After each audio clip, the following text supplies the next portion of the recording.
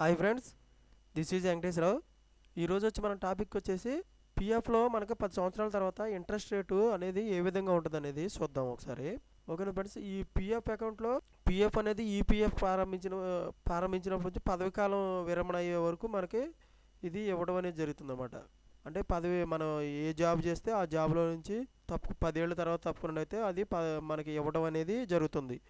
EPF అనేది private ప్రభుత్వ రంగ సంస్థలలో కూడా మనకి ఇవ్వడం అనేది జరుగుతుంది. ఎక్కువగా ప్రైవేటు రంగ సంస్థల్లో పనిచేసే వాళ్ళకి ఉపయోగపడుతుందంట. అయితే పిఎఫ్ ఖాతా ఈపీఎఫ్ ద్వారా నిర్వహిస్తారన్నమాట. పదవి విరమణ తర్వాత పిఎఫ్ ద్వారా పెన్షన్ పొందుతారు. దీంతో పాటు అవసరాన్ని బట్టి పిఎఫ్ విత్డ్రాలు చేయడం అనేది జరుగుతుంది. అంటే మనకి మధ్యలో ఏదైనా అవసరం వచ్చిందనుకోండి, హౌస్కు సంబంధించి కానీ హెల్త్కి ఏదైనా సంబంధించి మనకు పిఎఫ్ అనేది విత్డ్రా చేసుకోవచ్చు అనమాట. మీరు ఏదైనా కంపెనీలో పనిచేసినప్పుడు మీ శాలరీలో బేసిక్ ఉంటుంది కదా, బేసిక్లో దాంట్లో నుంచి 12% అనేది మీ పిఎఫ్లోకి జమ చేయడం జరుగుతుంది. అలాగే మీరు ఏదైతే కంపెనీలో పనిచేస్తున్నారో ఆ కంపెనీ కూడా మీకు మీ ఖాతాలోకి 12% మీ పిఎఫ్ అకౌంట్లోకి జమ చేయడం జరుగుతుంది. ఈ విధంగా మనకి పిఎఫ్ అకౌంట్లో జమ అవుతాయి అనమాట. అదే సమయంలో కంపెనీ తరపు నుంచి కూడా మనకి 12% జమ చేయడం జరుగుతుంది. తర్వాత వచ్చేసి మనకి 10 ఏళ్లలో పిఎఫ్ ఖాతాలో ఎంత డబ్బు జమ అవుతుంది అనేది పని చేస్తున్న మనం ఏదైతే పని చేస్తున్నామో ఆ పని చేస్తున్న ఆ శాలరీని బట్టి, ఆ బేసిక్ని బట్టి ఎప్పటికప్పుడు మనకి శాలరీలు పెరుగుతుంటాయి. పెరుగుతున్నప్పుడు ఆ శాలరీని బట్టి మన బేసిక్ పిఎఫ్ కూడా బేసిక్ని బట్టి పిఎఫ్ కూడా పెరగడం అనేది జరుగుతుంది. ఓకేనా ఫ్రెండ్స్, ఇది ఈ విధంగా మనకి మన జీతం బట్టి అదే ఆధారపడి ఉంటుందన్నమాట. ప్రస్తుతం ప్రభుత్వ సంస్థ అయితే మనకి పిఎఫ్కి సంవత్సరానికి వచ్చేసి 8.25 వడ్డీని అందిస్తుంది అనమాట.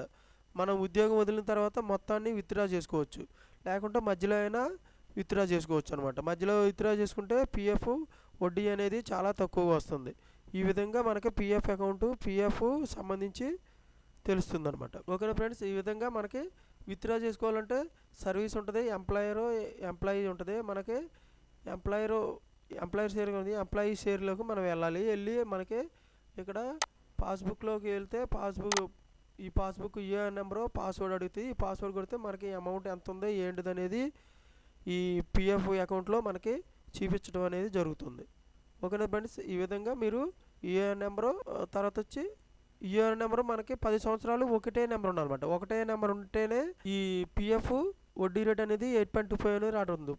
తర్వాత మనకి పెన్షన్ అనేది ఉంటుంది. ఆ పెన్షన్ అనేది మనకి పిఎఫ్లో వదిలేసినట్లయితే మనకి 58 ఇయర్స్ దాటిన తర్వాత మనకి పెన్షన్ కింద మనకి ఎంతైతే ఉందో దాన్ని బట్టి వాళ్ళు ఇవ్వడం అనేది పెన్షన్ ఇవ్వడం జరుగుతుంది. ఓకేనా ఫ్రెండ్స్, ఇలాగా పిఎఫ్ విత్డ్రాలు మధ్యలో చేసుకోవచ్చు. తర్వాత మనకి 10 సంవత్సరాలు అయిన తర్వాత అయినా కానీ చేసుకోవచ్చు. ఒక పెన్షన్ ఉంచినట్లయితే పెన్షన్ ఉంచినట్లయితే మనకి 8.25 వడ్డీ అనేది రావడం అనేది జరుగుతుంది. ఓకేనా friends, thank you so much, all the best.